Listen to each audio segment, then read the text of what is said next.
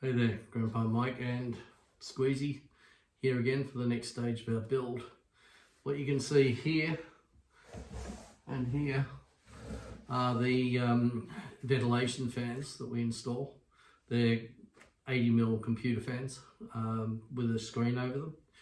I'm going to show you how to prepare those on your panels before you put your photographic background on, and also how to prepare one of these ventilation strips.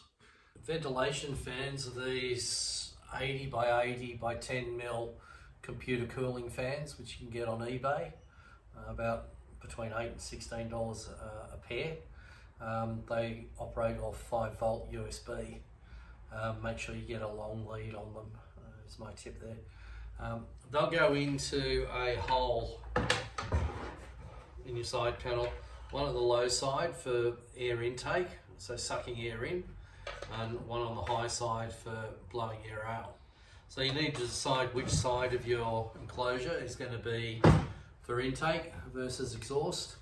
I do it based on how close the fan's going to be to the plug. I've got a jig that I made up before. It's 83mm square internally, which I know is the right size, and I'll use a jigsaw to rough cut that out, and then I'll use a flush trim bit in my router table to smooth it up. It does it a treat. You can also use a trim router to make it nice and exact, or make sure you've got really good guides on your jigsaw pushing it around. It just depends on the tools that you've got. The reason it's 83mm and not 80mm is you're going to get pet mesh.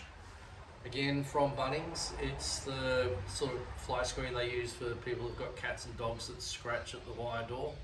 It's fantastic for protecting your snakes from anything that you don't want them to get at. These have only got plastic blades on them, but you don't want your snake trying to go through it. If they stop it, they could probably then crawl through the whole thing.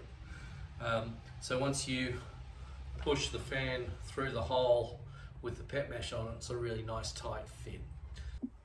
So first thing I do is I'm going to fit my jig over where I want the hole to go.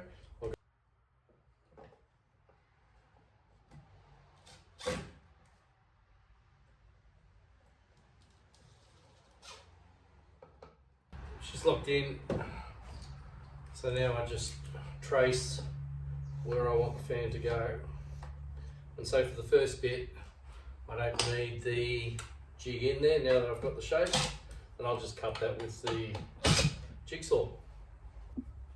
So with my 10mm bit and my drill, I'm going to drill out every corner just to make it a bit easier when I cut.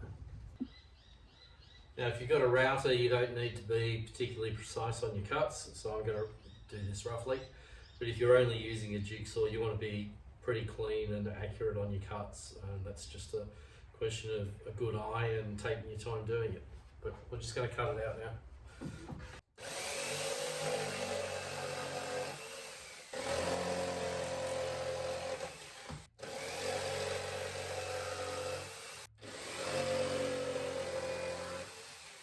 I'm now going to put the jig on to guide my flush trim bit through the router table. So the jigs are made out of MDF. It's really easy to shape, and I use it for all sorts of things. So that's solid, so now I can run it through the router.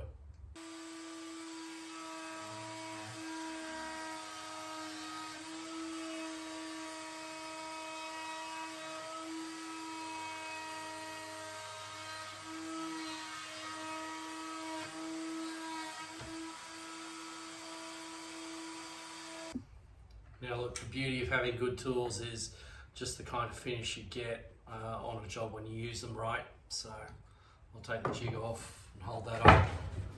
Look how beautifully square that is now. And the fan is going to fit in that perfectly. And we'll get it all set up. So to prepare your mesh, all you're going to do is lay your fan over the mesh and then extend the lines of the fan out to cut out the corners of your mesh so that it'll all fold up normally, so that when it's in there, it'll be able to fold up without crimping too much. Okay, so you do that for all 4 corners, and then you're ready to push it into the hole you've made in your side panel. Okay, so we've got the mesh ready. You can see that, and the fan's going to fit over it like that, and then push into the recess. Now, depending on which way you orient the fan, it's either going to suck or blow. On the low end, you want it to suck, so to blow air into the enclosure.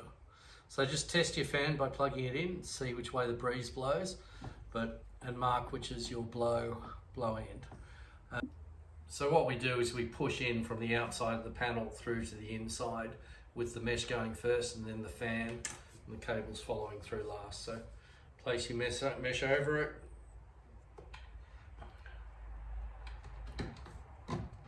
Simply push it down. Now I've shown you how to put the mesh in and the fan in. We're not actually going to do that until we've put the wallpaper on the panel and then cut the hole out, and then the mesh and the fan go in. Now we're going to make the ventilation screen for the front of the cage. I just found that these really help control the humidity and get a bit more air into the cages.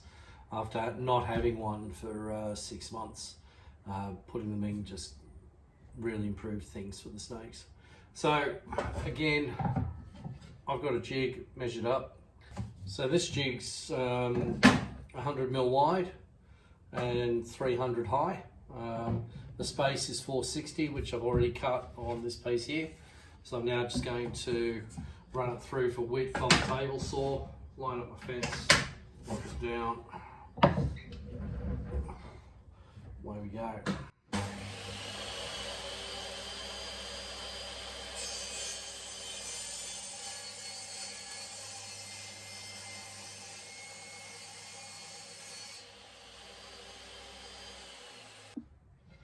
Good as gold. And now I'm going to position this somewhere in the middle, cut out the base bit, and then finish it on the router table. Same deal with the piece of wood. Put your 4 corners in with a 10mm drill bit.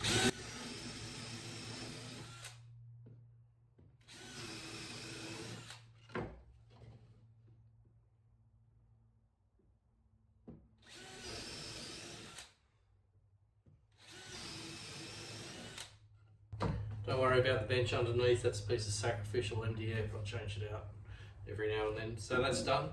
Now we use the jigsaw to cut the pieces.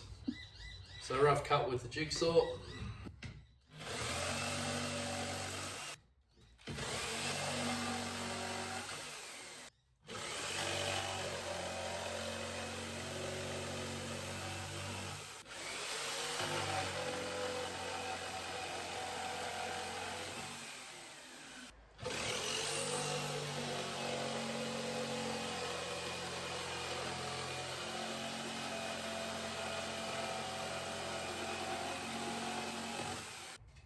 Now put the jig on and run it through the router.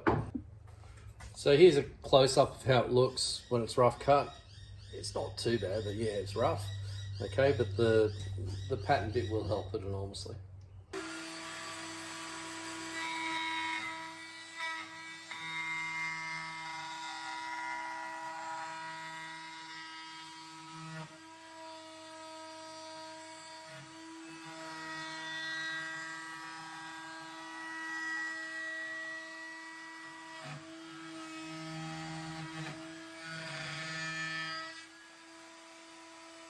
Take the jig off and it's perfect. Now what I'm going to do before I put the mesh on, I'm going to get some spray paint and put it around the inside so it's nice and black. As before, a bit of squirts, paint, black spray paint. This one's flat black. Give it a go.